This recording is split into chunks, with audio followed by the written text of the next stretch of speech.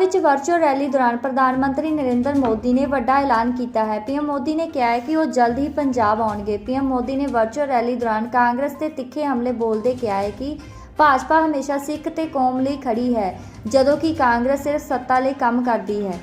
धरती ਨੂੰ cotton coat प्रणाम करता हूं। छोटे साहिबजादों बाबा जोरावर सिंह और बाबा फतेह सिंह की शहादत पीढ़ियों को प्रेरित करने वाली है। ये मेरा सौभाग्य है कि साहिबजादों के त्याग को मान देने का अवसर मुझे मिला, हमारी सरकार को मिला।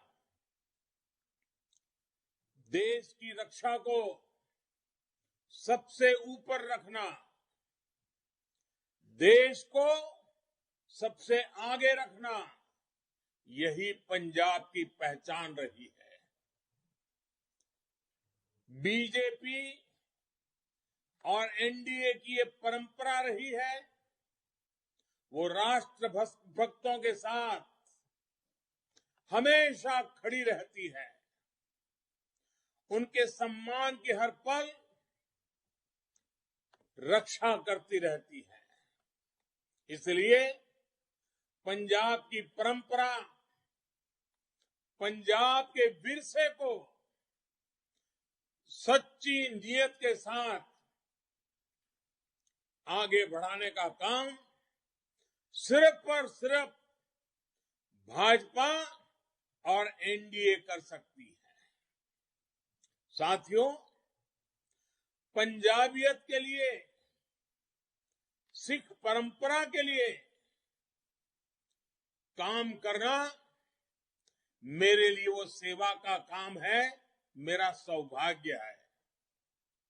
कुछ लोग हमेशा सिख परंपरा के विरोध में नजर आएंगे, जबकि भाजपा और भाजपा के एनडीए के साथी हमेशा सिख परंपरा के साथ खड़े रहे हैं। कुछ लोगों के लिए पंजाब सिर्फ और सिर्फ सत्ता का साधन रहा है। हमारे लिए गुरु परंपरा का, पंजाबियों की सेवा और सत्कार का, जी भर के सेवा करने का, सत्कार की परंपरा को निभाने का माध्यम रहा है। ऐसे लोगों ने पंजाब पर राज करने के लिए क्या क्या षड्यंत्र, क्या क्या साजिशें नहीं रची। इन लोगों ने पंजाब को, गुरुओं की धरती को आतंक की आग में झोंका। हमने दुनिया भर में सिख आस्था को बढ़ाने के लिए ईमानदार प्रयास किए। कांग्रेस ने सिखों का नरसंहार किया, हमने नरसंहार के दोषियों को सजा दिलाई। कांग्रेस करतारपुर को भी भारत में न रख सकी, हमने करतारपुर की राहदारी खोल दी। ऐसे अनेक उदाहरण हैं, अनेक उदाहरण मैं गिना सकता हूं, जो पंजाब के गुरुओं के मान सम्मान को लेकर हमारी निष्ठा और सच्ची नीयत को दिखाते हैं। भाइयों और बहनों, पंजाब के लिए ये चुनाव क्या सिर्फ एक नई सरकार बनाने भर के लिए है? क्या ये चुनाव सिर्फ एक नया मुख्यमंत्री बनाने भर के लिए है? क्या ये चुनाव सिर्फ नए एमएलए, नए मिनिस्टर चुनने के लिए ही है?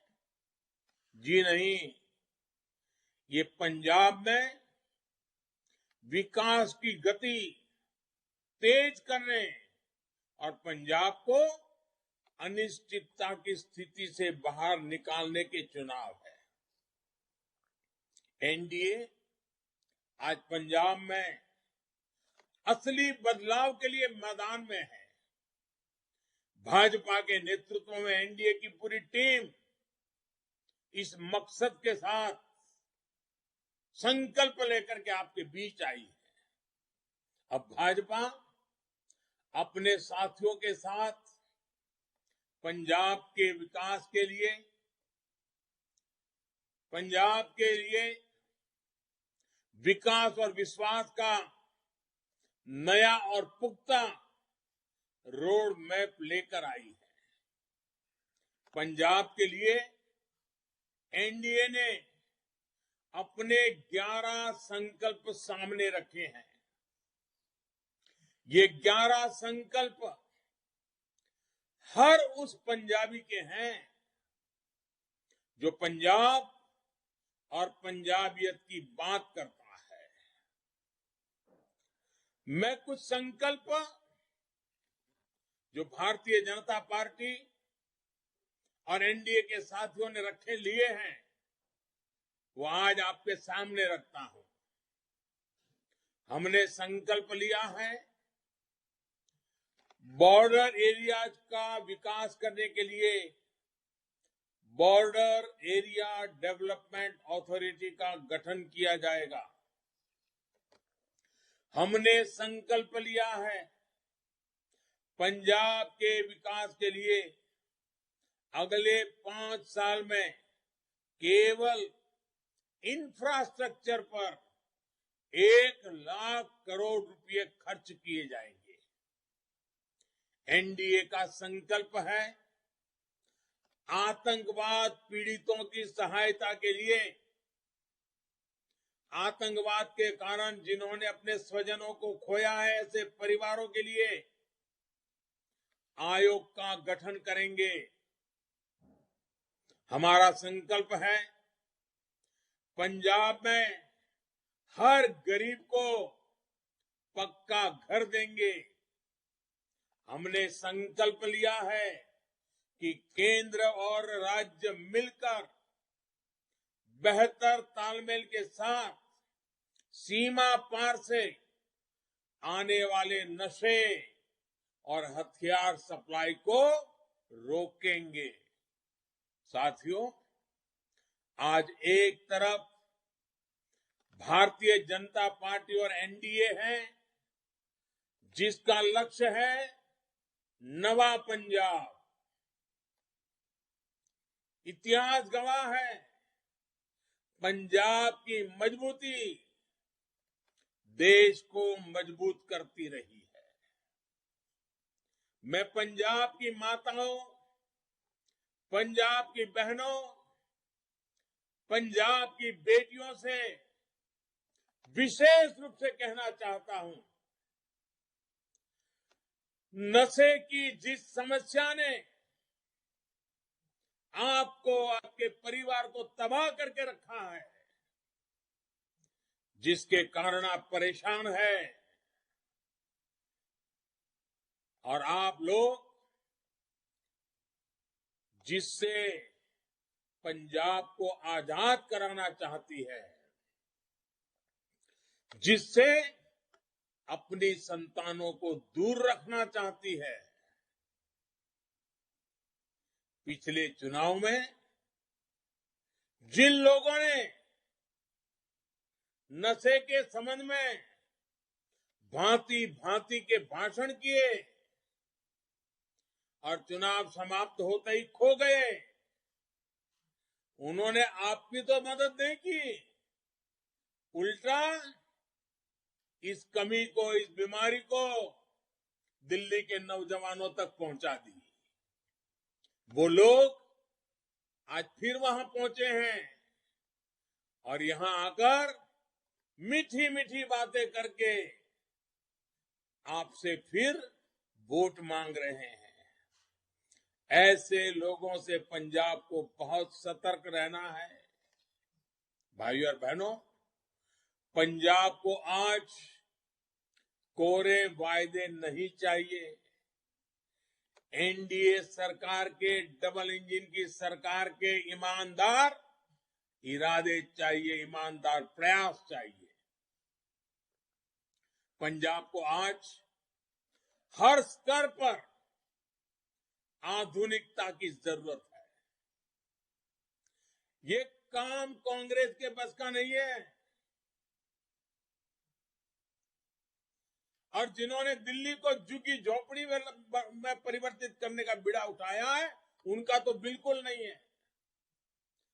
कोरोना काल में आपने देखा है कि कैसे कांग्रेस अपने कैप्टन साहब के अपमान में ही ऊर्जा लगाती रही। ये काम उनके बस में भी नहीं, जो दिल्ली तक को नहीं संभाल पा रहे। ऐसे में पंजाब के सामने अगर कोई मजबूत विकल्प है, पंजाब के हितों के लिए अपने आप को खपाने वाला कोई विकल्प है, तो विकल्प है भाजपा और एनडीए। हम 21वीं सदी का स्वर्णिम भारत बनाने में, आत्मनिर्भर भारत बनाने में जुटे हैं। इस विजन का पंजाब बहुत अहम हिस्सा है। जब यहां विकास का डबल इंजन लगेगा, तो पंजाब में विकास की गति भी बढ़ेगी और प्रगति भी आएगी। साथियों, एनडीए के पास नवा पंजाब का विजन है और काम का ट्रैक रिकॉर्ड भी है। केंद्र सरकार की मदद से पंजाब के अमृतसर में आईआईएम और भटिंडा में एम्स बनाया गया है। दिल्ली अमृतसर कटरा एक्सप्रेस वे भी पंजाब के कई जिलों से गुजरेगा। इस एक्सप्रेस वे की लागत में से लगभग 40,000 करोड़ रुपया सिर्फ पंजाब में लगने वाला है। इससे कई जिलों में उद्योगों को बढ़ावा मिलेगा। अगर पंजाब में काम करने वाली सरकार हुई, तो नई फैक्ट्रियां भी वहां आएगी। कभी दूसरे प्रदेशों के नौजवानों को रोजगार देने वाले पंजाब से आज पलायन शुरू हो गया है। ये हालत भी उद्योग और इंफ्रास्ट्रक्चर के विकास से ही बदली जा सकती है, पलायन रोका जा सकता है।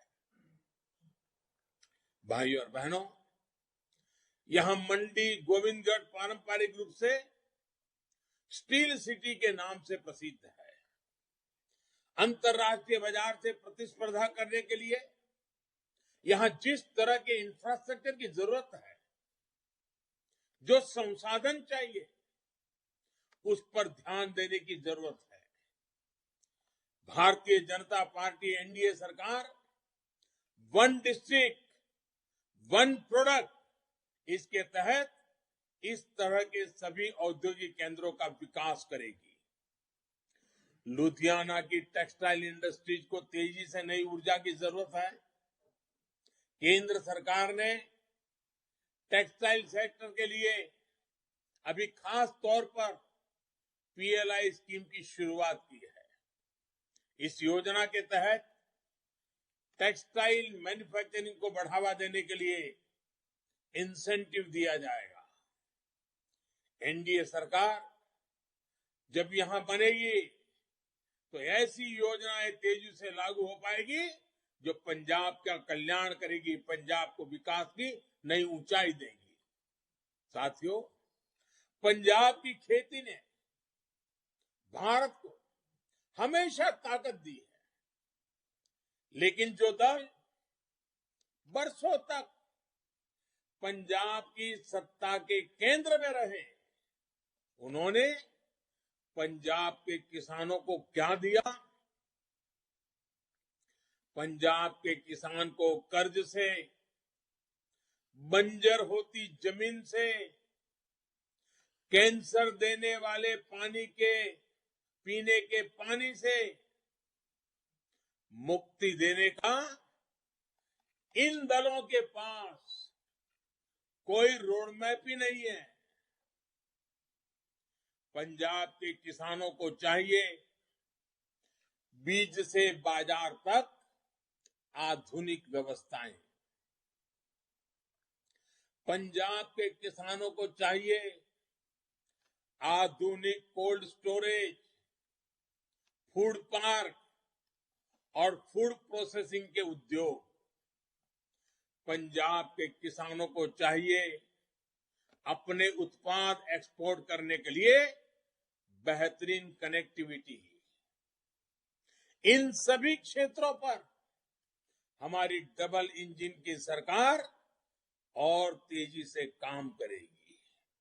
साथियों, पंजाब के किसानों का खेती पर होने वाला खर्च कम हो, उनकी आय बढ़े, ऐसे हर काम को हमारी सरकार प्राथमिकता दे रही है। छोटे किसानों के कल्याण के लिए हमारी सरकार लगातार कदम उठा रही है। सबसे ताजा उदाहरण फर्टिलाइजर का है। पिछले साल हमारी सरकार ने P&K फर्टिलाइजर के लिए करीब 45,000 करोड़ रुपए से ज्यादा सब्सिडी बढ़ाई। यूरिया के लिए भी सब्सिडी में हमारी सरकार ने करीब 35,000 करोड़ रुपए की वृद्धि की है। इस बजट में भी हमने फर्टिलाइजर सब्सिडी के लिए रिकॉर्ड राशि का प्रावधान किया है। भाइयों और बहनों, आज पहली बार पंजाब में MSP पर रिकॉर्ड खरीद के साथ यहां के किसानों को इसका पैसा सीधा बैंक खाते में भेजा जा रहा है। 2014 से पहले के 7-8 सालों में पंजाब के किसानों को धान की फसल के MSP के रूप में लगभग 1 लाख करोड़ रुपया मिले थे। पुरानी सरकार की मैं बात कर रहा हूं। 7 साल में 1 लाख करोड़, जबकि हमारी सरकार के दौरान 2.25 लाख करोड़ रुपए के करीब पंजाब के धान किसानों की जेब में गया है।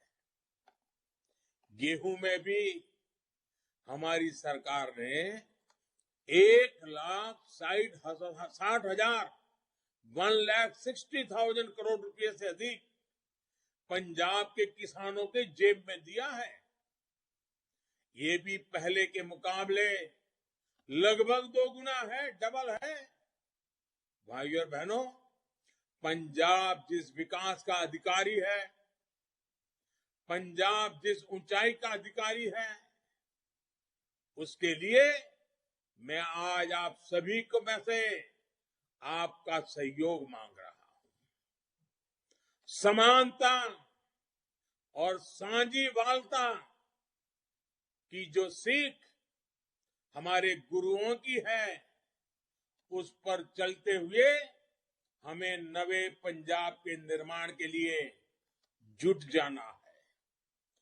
आत्मनिर्भर भारत के लिए एक सशक्त पंजाब का निर्माण बहुत जरूरी है। इसलिए आपको सबका साथ, सबका विकास वाली सरकार को चुनना है। जो लोग पंजाब को अस्थिर करना चाहते हैं, उनसे आपको सतर्क रहना है। मैं विशेष रूप से अपने नौजवान बेटे बेटियों से आग्रह करूंगा, ये आपके भविष्य के लिए सही फैसले का समय है। इस समय को हमें गंवाना नहीं है। हम मिलकर नवा पंजाब बनाएंगे। इसी विश्वास के साथ मैं फिर एक बार आप सबको बहुत बहुत शुभकामनाएं देता हूं। इस बार तो मैं वर्चुअली आपसे नमस्कार कर रहा हूं, लेकिन अभी जब इलेक्शन कमीशन ने कुछ सुविधा घोषित की है,